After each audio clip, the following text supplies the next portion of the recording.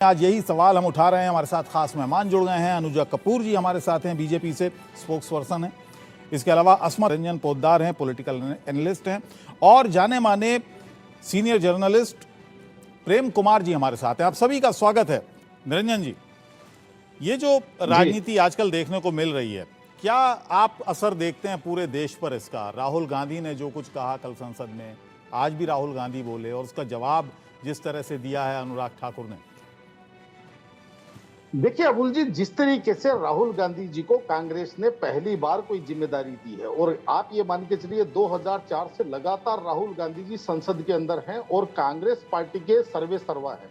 यानी कि अभी तक राहुल गांधी जी की जो स्थिति थी वो ये थी, एब्सोल्यूट पावर विदाउट रिस्पॉन्सिबिलिटी। लेकिन पहली बार ऐसा हुआ है कि राहुल गांधी जी के ऊपर एक एलओपी की रिस्पॉन्सिबिलिटी भी आई है, यानी कि अधिकार के साथ जिम्मेदारी भी आई है। और अब कांग्रेस पार्टी को वास्तव में ये पता चलेगा कि इनके अंदर कितना अध्ययन है, कितनी इनकी सोच है, कितनी इनकी दूरदर्शिता है। वो इसलिए कह रहा हूं क्योंकि जब भी राहुल गांधी जी बोलने के लिए उठते हैं, आपके सामने जिस तरीके का एक एलओपी के पास डेटा होना चाहिए, एलओपी के पास एक तर्क के साथ बात करने का एक वो तजुर्बा होना चाहिए। आज हमने अखिलेश जी को भी संसद के अंदर बोलते हुए देखा, तो जिस तरीके से अखिलेश जी ने सरकार को, अखिलेश जी ने भी टाइट किया है। ऐसी बात नहीं है अखिलेश जी ने कोई सरकार की प्रशंसा की हो, लेकिन वास्तविकता यह है कि अखिलेश जी का भाषण सुन करके कोई भी बुद्धिशील आदमी, कोई भी जो समझदार आदमी है, वो देख करके सोचने पे विचार करेगा, और भारतीय जनता पार्टी की सरकार को इसके लिए जवाब भी देना पड़ेगा।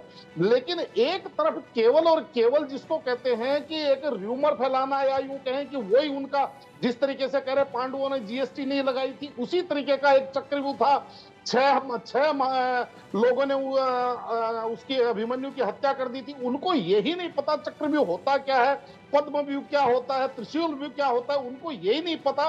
उनका पास यही अध्ययन नहीं है कि 7 महारथी थे, 13 अतिरथी थे, 17 रथी थे उस जो अभिमन्यु का जो चक्रव्यूह कांड था।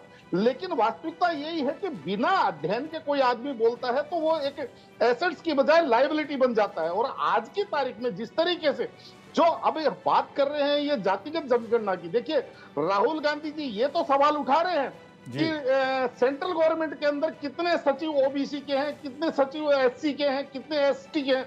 लेकिन मुझे एक बात बताइए, 4 सरकारें उनकी, चाहे तमिलनाडु की बात करूं, हिमाचल की बात करूं, तेलंगाना की बात करूं, या जहां पे उनकी कोलिशन सरकार है, तमिलनाडु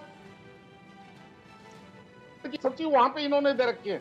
पहले उनकी तो संख्या बताएं। और जो जातिगत जनगणना की बात कर रहे हैं अबुल जी, मुझे एक बात बताइए कि 2011 के अंदर मनमोहन सिंह की सरकार को जातिगत जनगणना का डेटा मिल गया। 2011 से लेकर 2000 तो सदन में उसको पटल क्यों नहीं किया? मुझे एक बात बताइए, उसको टेबल क्यों नहीं किया? उसको कहीं ना कहीं कोई ना कोई समस्या होगी ना। और अभी भी कर्नाटक की बात करें तो कर्नाटक के अंदर पिछले लगभग समझ लीजिए 1.25 साल से जातिगत जनगणना का डेटा आकर के रिकॉर्ड रखा हुआ है, लेकिन अभी तक मामला यह वाकई सामाजिक न्याय की कोशिश है। निरंजन जी, क्या वो सूत्र मिल गया है कांग्रेस पार्टी को? क्या वो सूत्र निरंजन जी मिल गया है कि उसके पास एक काट आ गई है? जैसा कि कह रहे थे, गौरव भी कह रहे थे कि हिंदू मुसलमान, पाकिस्तान, शमशान, कब्रिस्तान, इसकी एक काट मिल गई है कांग्रेस पार्टी को जातीय जनगणना। देखिए अब्दुल जी, ये है कि जिस तरीके से राजनीति के अंदर भरमाने का और समझाने का खेल चलता है, कहीं ना कहीं पिछले 2-3 महीनों से जो अपोजिशन है वो भरमाने के अंदर कामयाब रह रहा है, और भारतीय जनता पार्टी समझाने में कहीं ना कहीं थोड़ा विफल हो रही है। लेकिन अगर आप काट की बात करें तो अभी जैसे किसानों के एमएसपी की बात कर रहे थे प्रेम कुमार जी, मुझे एक बात बताइए, आपको पता नहीं है 1.25 साल के अंदर कर्नाटका के अंदर 1183 किसानों ने आत्महत्या की है? तो वहां तो इनकी सरकार है, उनका तो भला कीजिए। और जो ये सामाजिक न्याय की जाति, राहुल गांधी तो वो ये कह रहे थे जातिगत जनगणना होने के बाद में 65% लोग हैं, वो किसी को भी रास्ते में रोक करके कहेंगे चल तेरे पास कितना पैसा है मुझे दे ला, इधर दे।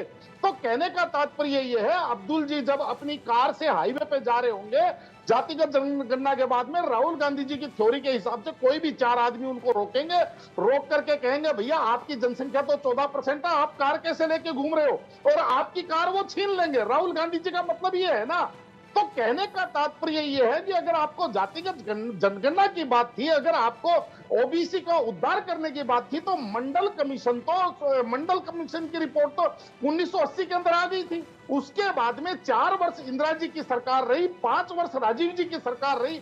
मंडल कमीशन की रिपोर्ट लागू होने में 10 साल लग गए, और वो भी जब बीपी सिंह की सरकार आई तब मंडल कमीशन की रिपोर्ट सदन में पटल हुई।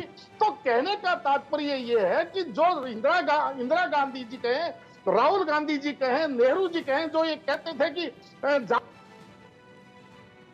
जी, लेकिन ये पुरानी बातें हो गई। ये नई कांग्रेस है, ये राहुल गांधी की कांग्रेस है। इसमें उनके कुछ नए मुद्दे हैं, उसमें कुछ नए मुद्दे हैं। आज की राजनीति कुछ और कह रही है कि किसी को मतलब जो समाज के अंदर एक जिस तरीके से जिसको कहते हैं सिविल वार में धकेलना, यानी कि कोई भी किसी को रोक करके कहेगा हमारी जाति 65% है, आप अपना धन हमें दे दीजिए। ये क्या सिविल वार की तरफ देश को धकेलने की व्यवस्था नहीं है क्या? आप ये चीज तो समझते होंगे। अगर आपको किसी का भला करना है, आपको अगर सामाजिक न्याय देना है, तो उनका उत्थान कीजिए, उनकी शिक्षा के अंदर उनको इस योग्य बनाइए, उनको जो समाज का जो भी व्यक्ति है पीछे रह रहा है उसको आगे लाने की बात कीजिए। आप तो एक दूसरे के बीच में वैमनस्य, एक दूसरे के बीच में हो, यानी कि वर्ग संघर्ष कहें या जातीय संघर्ष कहें, क्या इस देश को आलना चाहते हैं क्या? तो अब्दुल जी सामाजिक न्याय उससे मिलेगी क्या? अब्दुल जी पहचान के लिए मुझे एक बात बताइए कि है कि देश को किसी भी तरीके से एनआरकी में धकेलना, वर्ग संघर्ष में धकेलना, कि जो पैसे वाला है उसको कहीं पे भी लूट लो, कोई जो अपनी अच्छा निरंजन जी, क्या सिर्फ जातियों से देश बटेगा, हिंदू मुसलमान से देश नहीं बटता? निश्चित रूप से 80% और 20% वाला बयान आप भूल गए, 80-20 की लड़ाई आप भूल गए। हाँ, मैं आ रहा हूं इस बात के लिए। आपका बहुत अच्छा सवाल है, लेकिन ये व्यवस्था भी कहां से उत्पन्न हुई? ये व्यवस्था वहीं से उत्पन्न हुई ना। आपने 2024 का चुनाव देखा होगा।